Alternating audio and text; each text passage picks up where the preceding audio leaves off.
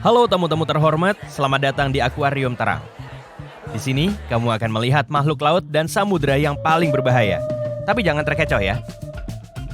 Kamu mungkin banget ketemu salah satu hewan bawah air ini pas jalan-jalan di pantai loh. Jadi, perhatikan baik-baik sekarang agar kamu terhindar dari bencana. Ini ikan apa batu ya? Yang lagi kamu lihat umum dikenal sebagai stonefish atau ikan batu, tapi namanya yang lebih keren termasuk ikan dornorn atau sinanseya. Kalau suka menyelam dan mengamati bawah air, mungkin tanpa disadari kamu sudah ketemu ikan ini. Tampilannya bikin ikan ini hampir nggak mungkin dibedakan dari batu sungguhan karena warnanya yang abu-abu dan berbintik-bintik. Terutama kalau kamu memakai kacamata snorkel yang berkabut. Jadi, kamu harus fokus sebab konsekuensinya bisa parah karena ikan batu adalah ikan yang dikenal paling beracun. Meskipun beberapa jenis ikan batu diketahui hidup di sungai, kebanyakan ditemukan di terumbu karang di dekat samudera tropis Pasifik dan Hindia. Duri sirip punggungnya yang mirip jarum akan berdiri jika terganggu atau terancam, lantas menyuntikkan racun yang dikandungnya. Alasan paling umum kenapa sengat ikan batu muncul adalah perenang yang menginjaknya tanpa sadar. Tapi nggak di air pun, kamu tetap bisa disengat ikan ini loh. Karena ikan ini bisa bertahan di luar air sampai 24 jam. Makanya, kamu juga harus hati-hati pas melangkah di pantai. Orang-orang yang disengat ikan batu menggambarkan rasanya yang sangat menyedihkan. Racunnya dapat menimbulkan infeksi, dan dalam beberapa kasus, racunnya bisa menyebabkan syok dan kelumpuhan. Mungkin agak mengejutkan, tapi meskipun reputasinya buruk, ikan batu bisa dimakan jika dimasak dengan benar. Kalau ikan ini dipanaskan, racunnya terurai. Dan jika sirip punggungnya sebagai sumber utama racun dibuang, stonefish mentah juga bisa disajikan sebagai bagian dari sashimi.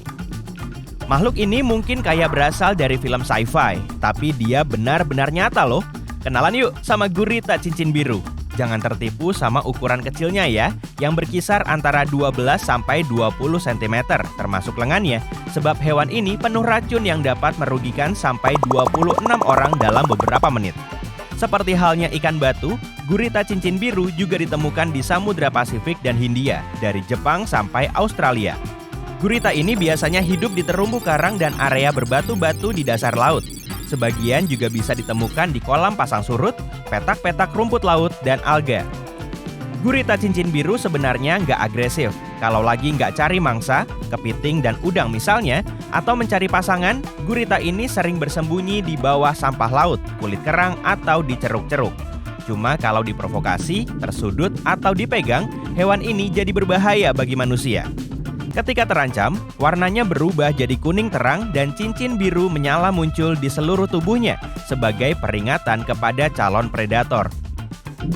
Biasanya gigitannya nggak disadari, jadi kamu nggak akan tahu sampai sudah terlambat. Racun gurita cincin biru dapat menyebabkan pusing dan hilangnya kemampuan mengindra dan motorik, dan akhirnya kelumpuhan. Jadi hati-hati sama tanganmu ya, dan cepat mundur kalau kamu melihatnya. Bukan, itu bukan karangan bunga. Jadi jangan coba-coba petik dan mencium makhluk mirip tabung pink itu ya. Yang ada di depanmu ini adalah hewan laut bernama landak laut bunga. Mungkin kelihatan indah, tapi jangan tertipu oleh tampilannya. Hewan ini dinobatkan sebagai jenis landak laut atau bulu babi paling berbahaya dalam rekor dunia Guinness 2014. Landak laut bunga menghuni area tropis Indo-Pasifik Barat dan ditemukan di antara terumbu karang, bebatuan, pasir, dan petak rumput laut di kedalaman 0 sampai 90 meter. Fitur paling menonjol dari hewan ini adalah pedicelarianya, yaitu organ pertahanan berbentuk cakar yang juga ditemukan pada bintang laut.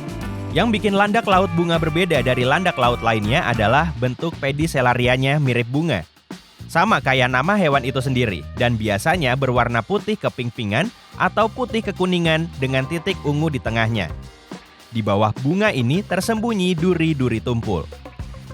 Meskipun banyak landak laut mengirim racun lewat durinya, landak laut bunga mengirim racunnya melalui pedicelarianya atau bunganya. Kalau nggak diganggu, ujung-ujung bunga ini biasanya mengembang berbentuk bundar seperti cangkir.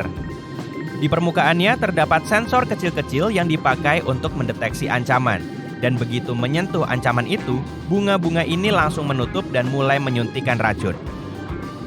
Anehnya, Cakar-cakar kecil bunga itu kadang bisa patah dari batangnya, menempel di titik kontak, dan terus menginjeksi bisa selama berjam-jam ke siapapun yang menyentuhnya. Hihi. Mirip genangan raksasa es krim raspberry meleleh kan? Maunya, tapi ini ubur-ubur surai singa atau ubur-ubur merah Arktik atau jeli rambut. Ubur-ubur ini dikenal lebih menyukai air dingin. Karena itu, kebanyakan bisa ditemukan di Laut Arktik, Atlantik Utara, dan Pasifik Utara. Tapi ubur-ubur ini juga mungkin ditemukan di sekitar Kepulauan Britania dan juga di perairan Skandinavia. Ubur-ubur surai singa adalah salah satu spesies ubur-ubur terbesar yang kita kenal. Ubur-ubur ini memperoleh namanya dari tentakel panjangnya yang mirip rambut yang panjangnya bisa mencapai 3 meter. Dan meski rata-rata diameter lonceng ubur-ubur ini sekitar 50 cm, kadang-kadang bisa lebih loh. Ubur-ubur surai singa terbesar pernah terlihat di tahun 1865 di lepas pantai Massachusetts. Panjang tentakel ubur-ubur ini mencapai sekitar 36 meter dan diameternya 2 meter. Biar lebih jelas, itu lebih panjang daripada paus biru. Ubur-ubur surai singa berburu dengan menjulurkan tentakelnya keluar dan membentuk perangkap untuk menangkap mangsa. Karena ubur-ubur ini memiliki sekitar 1.200 tentakel menyengat, ikan akan sangat beruntung kalau bisa lolos darinya. Sengatan ubur-ubur surai singa biasanya nggak mengancam nyawa, tapi kamu masih harus menghindari berenang ke dalam tentakelnya karena akan sangat sakit bagi manusia. Dan jika kamu lihat ubur-ubur ini terdampar di pantai, lebih baik jangan disentuh ya, karena dia masih bisa menyengat lama setelah berada di pantai.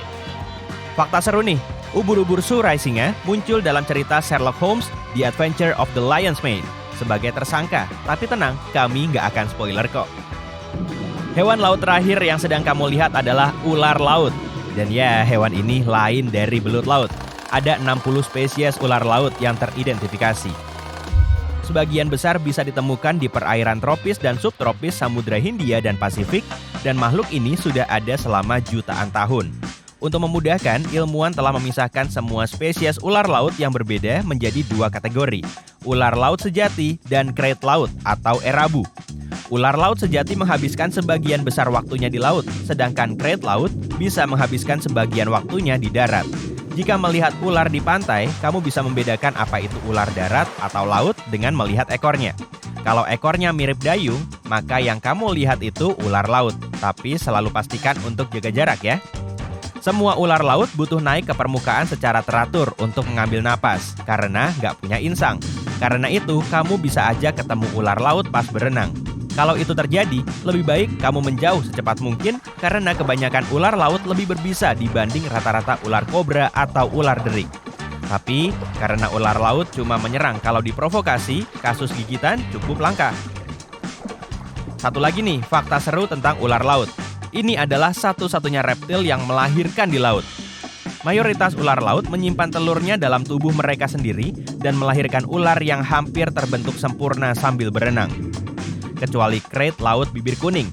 Krait laut jenis ini pergi ke darat untuk bertelur. Oh iya, ingat ikan batu di awal tur kita tadi? Ternyata ikan ini jadi mangsa ular laut loh. Ya, emang udah begitu rantai makanannya.